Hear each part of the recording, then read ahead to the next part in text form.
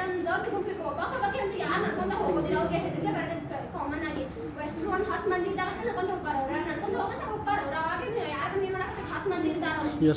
1 kilometre ನಡೀತಿ, 2-3 kilometre ಆಗಿ ನಡೆದ್ರೆ ಆಗ್ತಿಲ್ಲ. ಆಮೇಲೆ ಸುಸ್ತಾಯ್ತು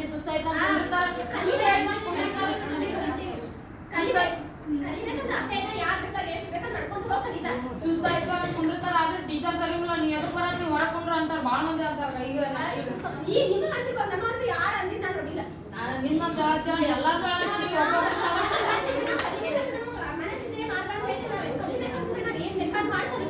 ಈಗ ನಾನು ನಿನ್ನೆ ಮೊನ್ನೆ ನಾನು ಕ್ರಿಕೆಟ್ ಕೋಚಿಂಗ್ ಹೋಗ್ತೀನಿ. ನಿನ್ನೆ ಒಂದು ಸ್ವಲ್ಪ ಜಾಸ್ತಿ ಟ್ರೈನಿಂಗ್ ನಡೀತಂದೆ. ಒಂದು ಸ್ವಲ್ಪ ಲೇಟ್ ಹೋದೆ. ನಾನು ಶಾಲೆ ಒಂದು ಸ್ವಲ್ಪ ದೂರ ಇತ್ತು, ಲೇಟ್ ಹೋದೆ.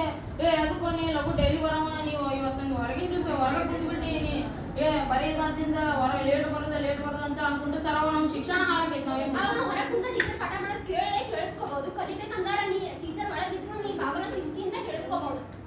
ಬಾಗಲ ಕಿಟಕಿ ಅಂತ ಕಿಟಕಿ ಎಲ್ಲ ಕಿಟಕಿ ಹಾಕಿರ್ತಾರ. ಅವಾಗ ನಿನ್ ಮನಸ್ಸು ಅಂದ್ರೆ ಇರೋಂಗಿಲ್ಲ. ನಿಮ್ಮ ಮಮ್ಮಿ ಕರ್ಕೊಂಬ, ನಿಮ್ಮ ಪಪ್ಪ ಕರ್ಕೊಂಬ ಅಂದ್ಬಿಡ್ಲೆ ನೀ ಕರ್ಯಾಕದು ಹೋಗಿರ್ತಿ. ಅವಾಗ ನಿನ್ ಶಿಕ್ಷಣ 1 ದಿವಸ 2 ದಿವಸ ಅವಾಗಿನ ಶಿಕ್ಷಣ ಆಗೈತೆ. ಆಮೇಲೆ ನೀವು ಓದಕ್ಕೆ ಹೋಗೋದಿಲ್ಲ. ಅದಕ್ಕೆ ನಾ ಏನು ಹೇಳ್ತೀನಿ, ಸೈಕಲ್ ಇವೆಲ್ಲ ವ್ಯವಸ್ಥೆ ನಮ್ಮ ಪೂರ್ತಿ ನಮ್ಮ ಕೈ ಆಗಲಿಲ್ಲ ಅಂತ ತಿಳ್ಕೊಂಡು ನಾವು ಸರ್ಕಾರಿಗೆ ಹೇಳ್ಬೇಕು.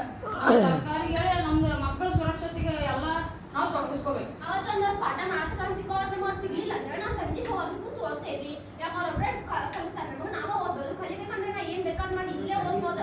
ಯಾಕೆ ಟೈಮ್ ವೇಸ್ಟ್ ಮಾಡ್ದಂಗೆ ಓದ್ಬೇಕನ್ನೋದು ಆಸೆ ಈಗ ಆದ್ರೂ ಓದ್ಬೋದು. ಈಗ ನಾಳೆ SL2 ಎಕ್ಸಾಮ್ ನಮ್ಮ ದೋಸ್ತರು ದೂರ ಮನಿ ಅವ್ರಿಗೆ ಇಂಪಾರ್ಟೆಂಟ್ ಪಾಯಿಂಟ್ಸ್ ಹೇಳ್ತಾವೆ. 10 ಕ್ವಶನ್ದಾಗ 5 ಬಿದ್ದೇ ಇರ್ತಾರ ಅಂತ ಅಂದಿರ್ತಾರ. ಅವಾಗ ನಾವು ಬ್ಯಾರೆ ಓದಿರ್ತೀವಿ. ಅವಾಗ ಏನಾಗೈತಿ, ಎಕ್ಸಾಮ್ ಬಂದು ಫೇಲ್ ಆಗೈತಿ.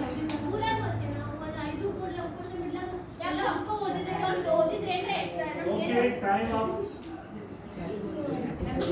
ನಮ್ಗೆ